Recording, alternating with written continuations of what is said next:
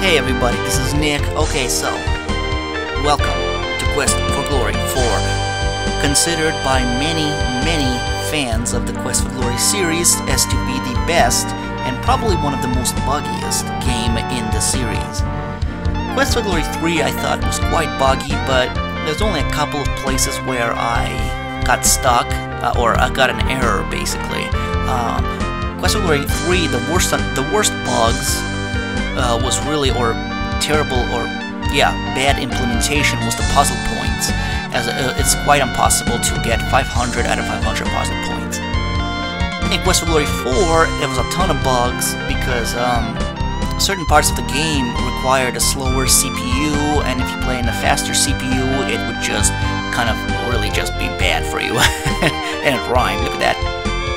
However, with all the patches, official and unofficial, the game should be running quite well, so I don't think it's gonna have too much to worry. Also, how awesome are the people or the person who, I don't know if it was a group of people or just one person who made DOSBox.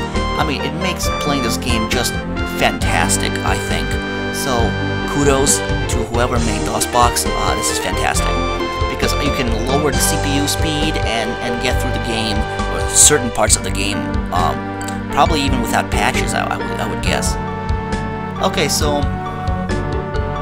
straight up fact, I have not played Quest for Glory 4 until a couple of years ago. That's because my mom, she did not like Quest for Glory 4, especially the battle, actually, system, because she kept dying by those stupid little Vorpal bunnies, and I never picked it up because A, my mom didn't like it, and she was the major motivator behind me playing Quest for Glory games, and there's also the fact that, I couldn't get it working on some machines, and also the audio wouldn't work, and I get bugs through certain parts of the game that I couldn't, figure out how to get past, and it was just a mess.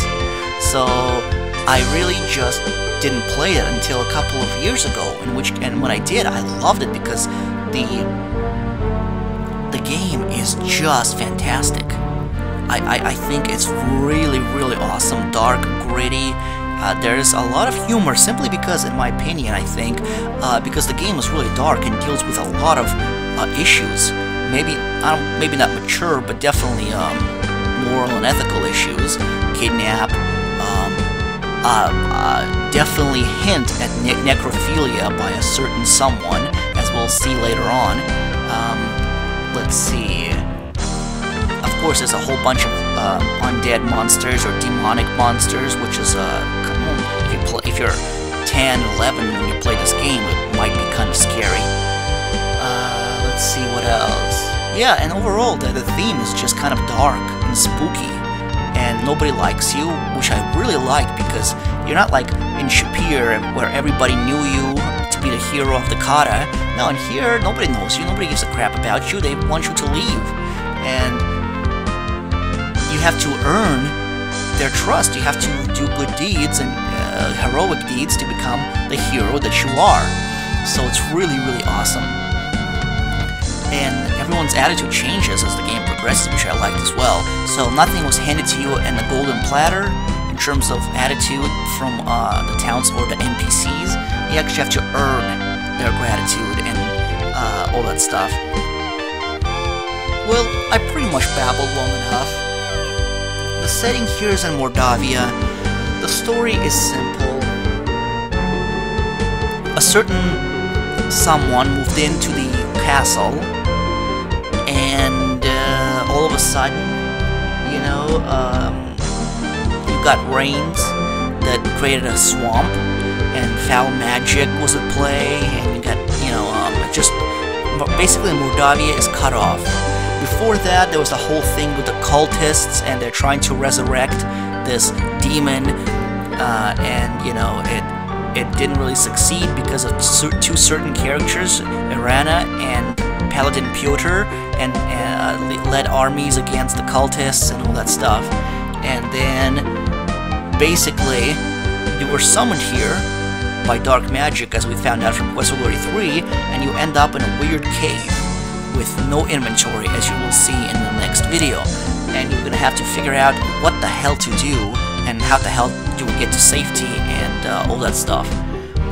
So that's basically kind of the backstory. Don't really have anything much to add in the introduction.